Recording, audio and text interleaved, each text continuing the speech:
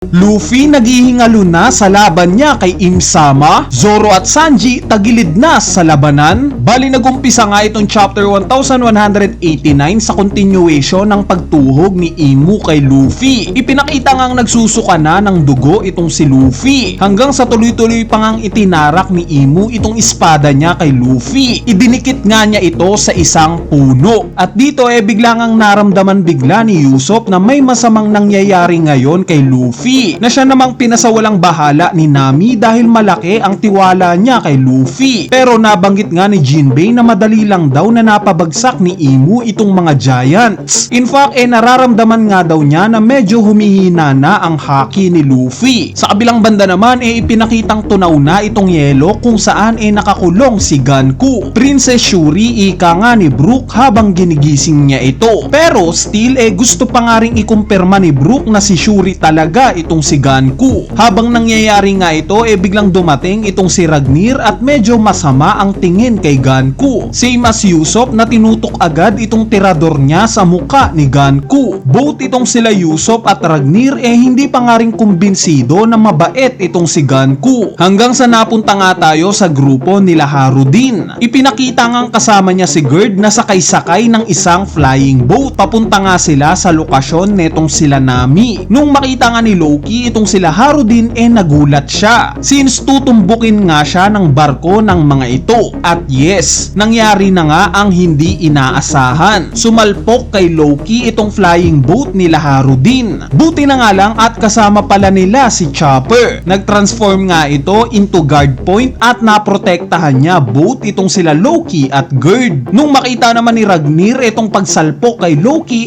galit na galit nga ito. Sila Nami at Jinbei nga gulat na gulat sa entrada netong sila Harudin. Si Gerd naman masaya dahil sa naprotektahan siya ni Chopper. Hanggang sa nabaling na nga yung atensyon ni Gerd sa sugatan na si Loki.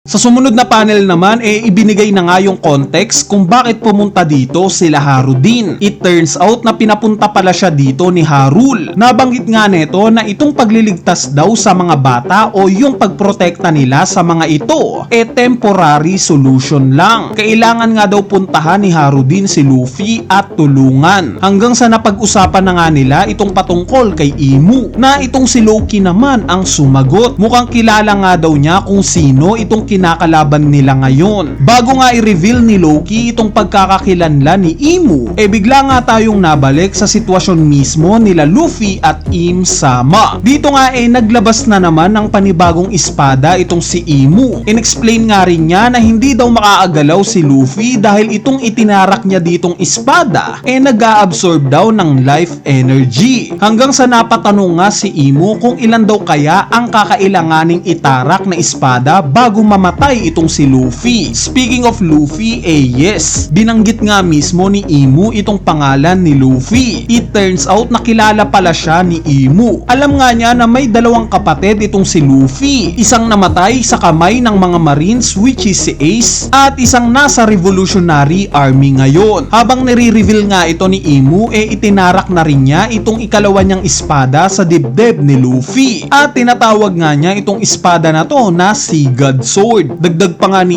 Imu na yung pag-unite daw ng tatlong magkakapatid na to na sila Ace, Luffy at Sabo bunga daw ng kamangmangan.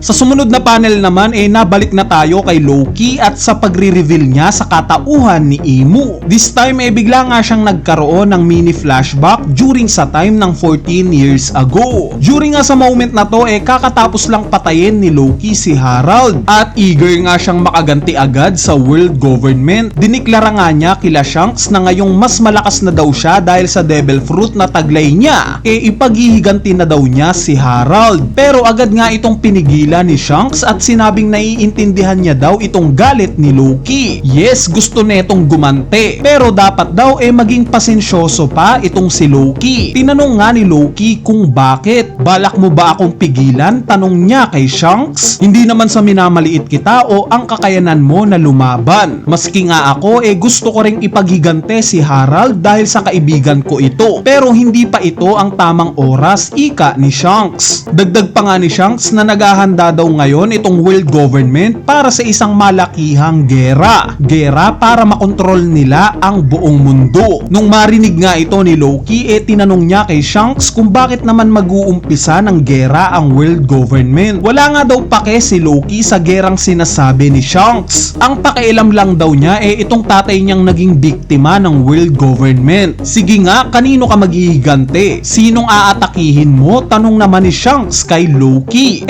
Di ang world government, ika naman ni Loki. Bali sinagot nga lang ni Shanks na ang nagkokontrol daw sa world government at nagmamanipula dito isang tao lang. Ito nga daw yung currently na hari ng mundo. Nung marinig nga ito ni Harul nagulantang siya. Since ang common knowledge nga walang nakaupo sa empty throne. Walang hari ng mundo. Susubukan pa sanang pigilan ni Gaban sa pagre-reveal ng information itong si Shanks. Pero nag-insist nga itong si Shanks na magsalita pa. Si Loki naman sa kabilang banda natuwa dahil alam niya na kung sino ang tatargetin niya. Sa pagpapatuloy pa nga ng revelation ni Shanks itong hari daw ng mundo hindi niya makomprehend yung lakas na meron ito. Even siya nga mismo naramdaman ito nung time na pumupunta pa siya sa Meridiua. Ang logic nga daw kung may kayang makapatay sa hari na to dapat daw na may nakagawa na neto noon pa. Nung marinig nga ito ni Loki bigla niyang napagtanto na may point itong sinasabi ni Shanks. Since kilala nga niya kung gaano kalakas itong idolo niya na si Rax D. Sebek. At dito tinapos na nga ni Shanks itong pag-uusap nila na wag daw munang lumaban sa world government itong si Loki. Pero still nagpatuloy pa nga rin itong si Loki sa binabalak niya at naglayag. Mabalik nga sa current timeline nabanggit nga ni Loki na sinubukan daw niyang huntingin itong sinasabi ni Shanks na hari ng mundo. Pero hindi nga daw niya ito matagpuan. Sa sumunod na panel naman dumating na rin itong si Nico Robin sa lokasyon nila Nami. Sa di kalayuan nga ipinakita rin itong si Saul. Sa kabilang banda naman napunta tayo sa lokasyon ni Zoro. Dito nga ipinakitang inatake ni Zoro itong si Summers ng Three Sword Style King of Hell 103 Desires. Kung saan tinawanan lang ito ni Summers at sinalag itong atake ni Zoro gamit itong armas niya. Habang nagigit-gitan nga sa pag-atake inexplain ni Summers na 800 years ago daw pinlanta ng 19 founding members ng world government itong mga sandata nila sa paligid ng empty throne. Ito nga daw yung tanda ng equality. Itong mga sandata daw na to ang nagro-rule sa buong mundo. Ni-revive nga daw ni Imu itong mga sandata na to at binigyan ng Devil's Aura or Omen at ibinigay sa kanila. Pinagmamalaki pa nga ni Summers na mamangha daw itong si Zoro dahil gamit niya ang isa dito. Ito nga daw yung Sword of Wrath mula sa Shepherd family. Ipinakita nga rin itong si Gillingham at sinabi niyang itong armas naman niya yung Spear of Longinus mula sa Rimoshifu family. Mabalik naman kila Luffy at Imu naglabas na naman nga ng panibagong weapon itong si Im Sama. At this time isa naman itong palakol.